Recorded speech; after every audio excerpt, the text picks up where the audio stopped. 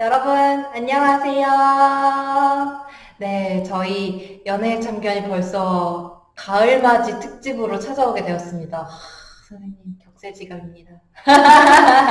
네, 그래서 저희가 약 5월부터, 4월부터 시작해서 또 이 토크쇼는 또 벌써 3달 차에 접어들었는데, 네, 여러분들, 오늘은 저희가 좀 빠르게 그리고 임팩트 있게 진행하기 위해서 제가 오프닝 멘트를 생략하고 바로 선생님께 마이크를 넘겨드리도록 하겠습니다. 네, 선생님 오늘 저희 어떤 내용으로 만나 뵙게 될까요? 그러게요. 그동안 저희가 너무 수다스러웠나? 이런 생각도 좀 들고, 여러분들 또 영상 보시는 거 또 어떨지 모르니까 조금 핵심적인 이야기 하면서, 사실 이게 좀 매주 만나는 게 아니라, 한 달에 이렇게 한번 뵙고, 영상으로 뵙고 이러다 보니까 사실 저희도 흐름이 조금 끊기는 게 아쉽기는 해요. 하지만 여러분들은 다시금 지난달의 이야기들을 조금, 상기하시면서 다시 가지고 오시면서 이야기 들어주시면 정말 좋을 것 같고요. 지난주에 사실은 우리가 품격 있는 연애를 좀 하자. 이제 우리가 연애 실전편에 관한 이야기를 하면서 이제 품격 있는 연애 할 때 됐다. 이런 얘기하면서 품격 있는 연애 상대를 찾아야 된다. 그게 이제 오늘 주제가 될 겁니다. 그래서 지난달에 품격 있는 연애란 무슨 연애이냐 했을 때 서로 존중이 있어야 된다. 그렇죠? 네. 그리고 서로 평등해야 된다. 그리고 서로 발전하는 관계가 돼야 된다라는 이야기를 했어요. 그러면 이런 사람을 찾으면 되잖아요. 나 존중해 줄 수 있고, 평등하고 발전할 수 있는 사람을 찾으면 되잖아요. 그래서 그런 사람을 어떻게 하면 찾나. 오늘은 그런 이야기들을 좀 해보려고 하는데, 사전에 선생님이랑 미팅하면서 우리가 얘기했던 게 뭐냐면, 올바른 예화가 없어. 맞아요. 제가 궁금해서 선생님한테 예시를 들어줘야 이해가 될 것 같네요. 라고 여쭤봤거든요. 그래서 제가 선생님한테 뭐라고 얘기했냐면, 그 좋은 예화는 없고, 그 나쁜 예화는 많이 있다. 왜냐면 존중하지 않는 관계에 대한 예화, 평등하지 않은 관계, 발전적이지 않은 관계, 이런 예화는 많은데 좋은 예화가 없다. 이게 지금 조금 안타까운 부분인데, 사실 원래 그 성공을 하려면 실패를 해본 사람들의 이야기를 들어와야 되잖아요.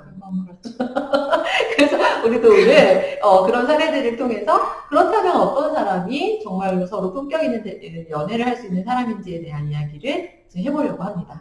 네. 자, 여러분들 좋은 사람이 될 만한 자원이 내가 자라면서 있었나? 이거 되게 또 슬프면 안 돼. 잘하면서 갑자기 슬퍼질 것 같아요. 내가 정말 좋은 사람이 될 만한 자원이 있었나? 우리가 한 그루의 나무다 이런 이야기 잘하는데, 그러면 이 나무가 좋은 토양에서 이제 뿌리를 내려야 되잖아요. 항상 제가 뭐라 그래요? 나무는 위로 자라기 전에 어디로 먼저 자란다? 밑으로 뿌리가 먼저 쫙 뻗어 나가야 되는데, 이게 토양이 도와줘야 되잖아요. 맞아요. 그래서 너무 막 바위가 있다든지, 땅속에. 아니면 너무 이 자양분이 없는 땅이라든지, 이런 여러 가지 이 기본 조건들. 부모를 골라서 태어난 건 아니기 때문에. 딱 태어나서 정신 차리고 보니까, 이게 자원이 없네?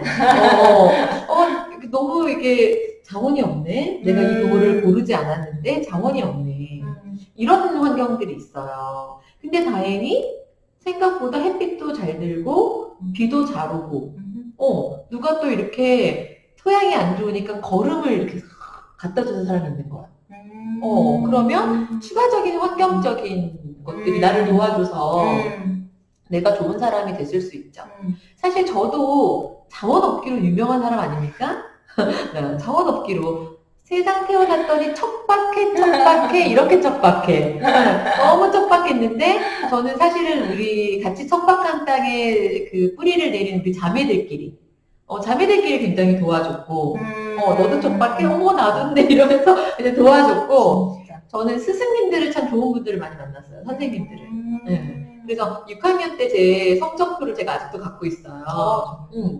몇 월에 몇 점, 평균 몇 점, 막 이렇게 있는 성적표인데, 그 성적표에 저희 그 담임 선생님이 뭐라고 써주셨냐면, 봉사정신이 뛰어나고, 아주 명석한 어린이입니다.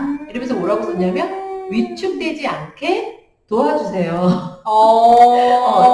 그래서 제가 되게, 되겠다. 제가 되게 그 겁이 많고, 되게 저 자신을 깔보잖아요. 위축돼서 자랐잖아요. 근데 우리 선생님은 그걸 알았던 거지. 근데 너가 너무 가진 게 많은데, 하나 위축되지 말고, 너 날개를 펼치면서 항상 자라라. 이런 얘기를 많이 해주셔서, 사실 내가 뭘 갖고 있는지도 몰랐던 시절에 항상 그 통지표를 이렇게 펴보면서 난 자원이 많아. 선생님이 나 많다고 했어. 이런 생각을 많이 한 것 같아요. 그래서 여러분들의 삶을 쭉 봤을 때 내가 정말 이렇게 평등, 존중, 발전이라는 단어, 키워드가 어울릴 만큼 내가 자원이 있는 곳에서 성장했냐는 거죠. 그러면 이제 이거를 어디다 대입을 하면 돼? 이 사람이, 이 남자가, 이 여자가 과연 어떤 땅에서 뿌리를 내렸나. 근데 땅은 우리가 고른 게 아니기 때문에 어쩔 수 없어. 그래서 우리가 포인트 전환을 해야 되는 게 나무라고만 생각하면 움직이질 못하잖아요. 네. 그래서 땅 탓을 할 수밖에 없어요. 땅 탓을 할 수밖에 없어. 토양이 이렇기 때문에 나는 누가 걸음 갖다 주는 사람도 없었어. 좋은 선생님도 만난 적이 없었어. 그렇기 때문에 나는 나무니까 여기에서 내가 이렇게밖에 행동할 수 없어. 이렇게밖에 살 수 없어. 저희 신랑이 연애 결혼 초반에 저희가 많이 싸웠잖아요. 결혼 초반에 했던 얘기 중에 자기 한계가 이거다라는 이야기를 참 많이 했어요. 여보 조금 더 다정하게 해줘. 여보 조금 더 나 생각해줘. 이렇게 이야기를 하면 아니 나도 누가 나 생각해 준 적이 없었고 나도 그런 거 안 해봐서 내 한계 딱 여기까지야. 그거는 자기를 나무라고 생각하는 거잖아요.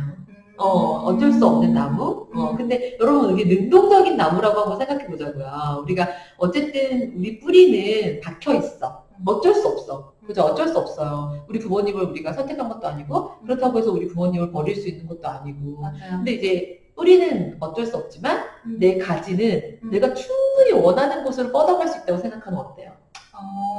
변화 가능성.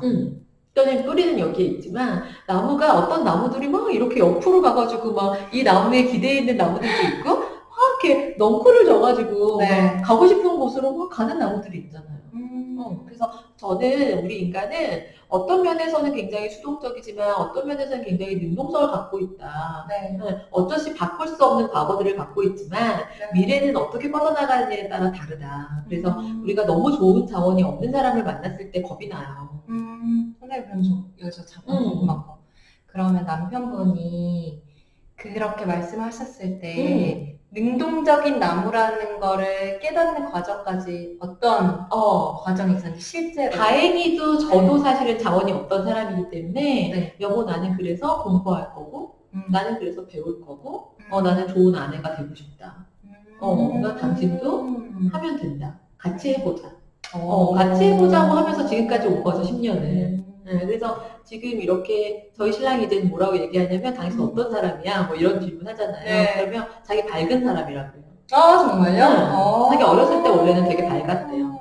근데 부모님들이 이제 서로 같이 안 살고 여러 가지 복잡한 상황 속에서 자기가 좀 어두워지고 자기가 그런 그 에너지가 없었지만 이제 원래 자기는 밝은 사람이었다. 그래서 자기에 대한 그 자기 인식이 좀 건강하게 바뀌었죠.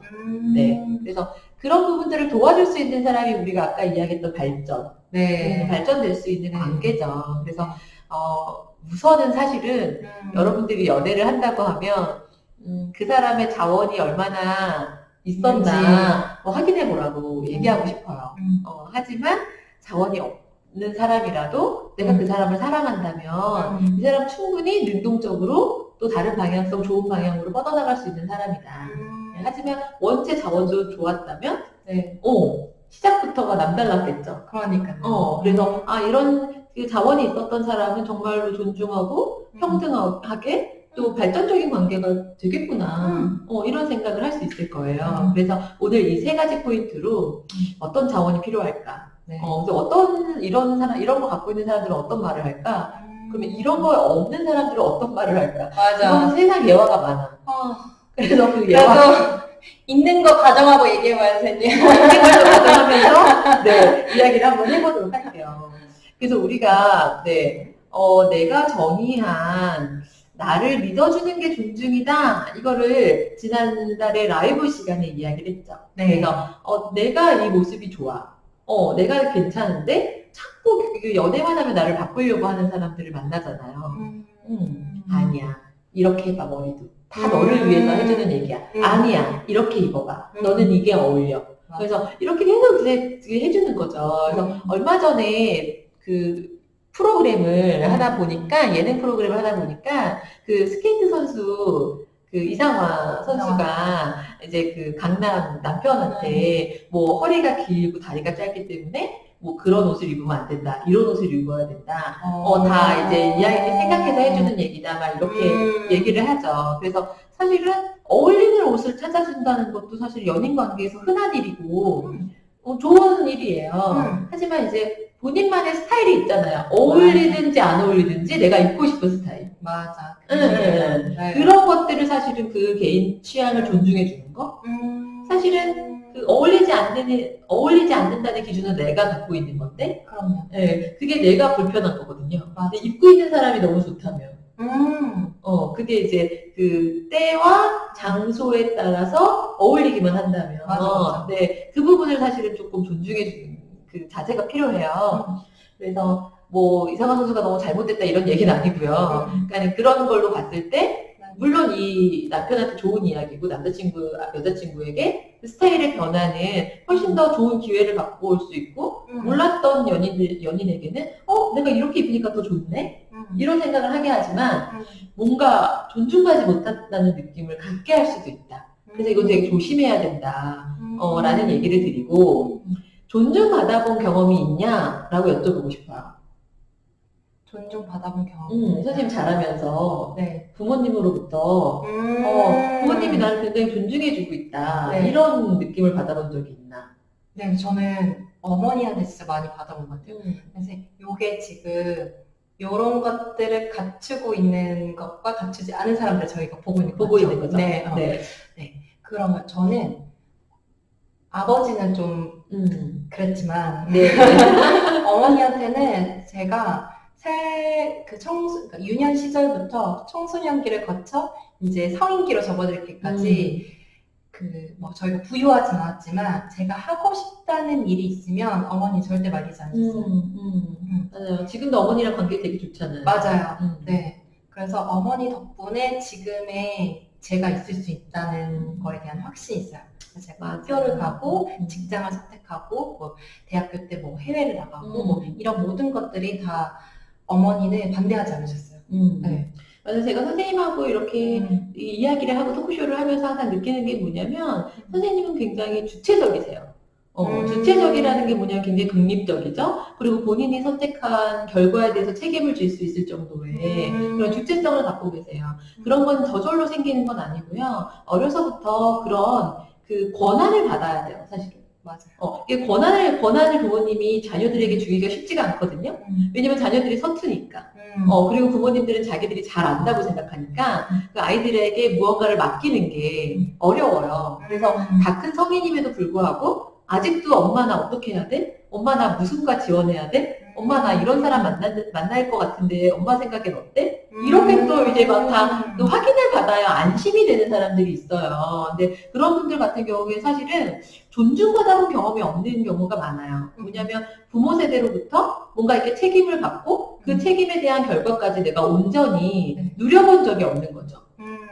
누려봤다는 표현은 되게 좋은 긍정적인 결과였겠지만 책임져 본 경험도 없는 거죠.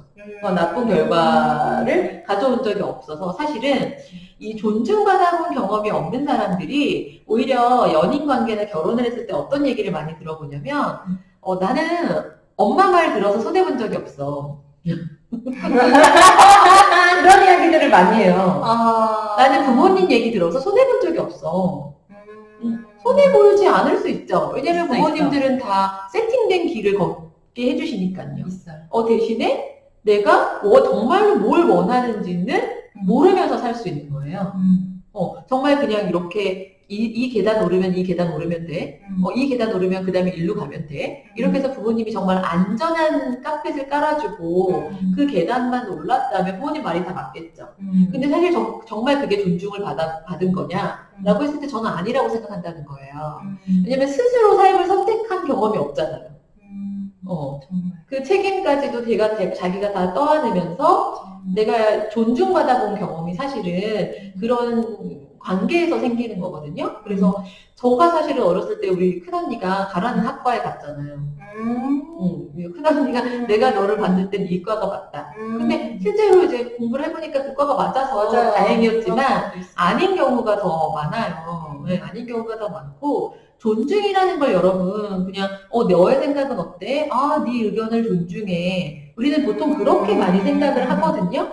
근데 옳던 그르던 내가 이 사람이 어떤 걸 선택했을 때 그 결과까지 사실은 내가 다 안다고 생각하는 경우가 부모 세대잖아요. 맞아요. 근데 내가 다 안다고 생각하지만 이 아이의 선택을 존중하고 그 결과까지 이 아이가 책임질 때 내가 지지 격려자가 되는 거 그거는 되게 어려워요. 근데 그런 경험이 있으면 연인 관계가 되어서도 상대방의 의견을 존중한다는 게 어떤 의미인지를 알 수 있죠. 맞아요. 상대방의 의견을 존중한다는 건 정말 그 사람이 하고자 하는 방향성으로 지원해주고 지지해주는 거거든요. 나는 항상 당신을 존중해. 이런 의미는, 당신의 의견이 맞아. 나는 당신의 의견을 따를 뿐. 근데 당신의 의견이 잘못됐을 수도 있죠. 근데 그거는 당신이 경험하고 난 다음에 당신 스스로 느꼈을 때 그때 또 내가 위로해주면 되는 거고요. 내가 모든 걸 다 알고 있다고 생각해서 자꾸 이렇게 이 사람을 해치려고 하는 것 자체가 존중해주지 않는 거죠. 그래서 이런 존중에 대한 생각을 여러분들이 조금 새롭게 하시면서 내가 정말 관계에서 존중을 받고 있는 건가? 네. 그런 고민들? 내가 정말 이 사람을 존중해주고 있는 건가? 이 사람의 생각? 이 사람의 취향? 이 사람이 원하는 그 모든 욕구를 네. 내가 정말 존중해주고 있나? 내가 이 사람을 이 존중이라는 개념을 자꾸 생각을 안 하면 요구가 많아져요. 맞아. 서로에 대해서 요구가 많아지고 그 요구를 안 들어주면 사랑하지 않는다고 생각해요. 맞아.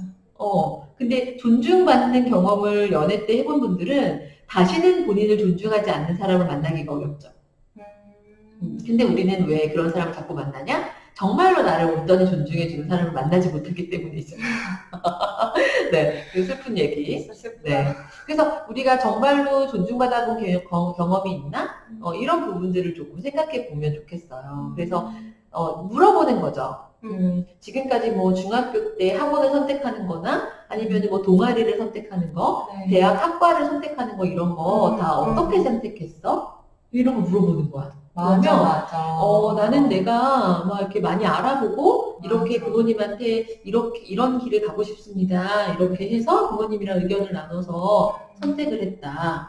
이러는 사람들이 있는가 하면 맞아. 어떤 사람들이 있겠어요? 우리 부모님이 그 직업을 하시는데 좋아가지고 네. 이렇게 제시를 해줘가지고 이렇게 했다. 그래서 항상 부모님이 옳은 말씀을 하시기 때문에 부모님 이야기에 따라서 지금까지 편안하게 왔다. 그랬을 경우에는 누군가의 의견을 따르는 게 존중을 하는 것보다 훨씬 더 안전한 길이라고 생각하면 그런 분들은 자연히 자기가 알고 있는 게 옳다고 생각하고 연인에게도 왜 내가 좋은 방향을 알려주고 있는데 네 맘대로 하려고 그래? 이렇게 존중하지 않는 대화를 하게 되는 거죠. 네. 근데 제가 최근에 그 친구들이니까 또래들이랑 이제 이성 얘기를 하다가 막 저한테 너는 뭐 소개팅을 하거나 누굴 만나면 무슨 얘기해? 이런 얘기가 나왔어요. 그래서 저는 처음에는 그냥 시시콜콜한 얘기 하다가 이런 얘기, 방금 선생님이 해주신 부모님이 네. 본인한테 되게 어떤 분이신지 궁금하다라든지 아니면 예를 들어 뭐 이런 사건이 있었을 때 어땠는지라든지 라는 질문을 하는데 같이 다 친구들이 너무 놀랐죠. 뭐 그렇게 딥한 얘기를 하냐고. 그렇지.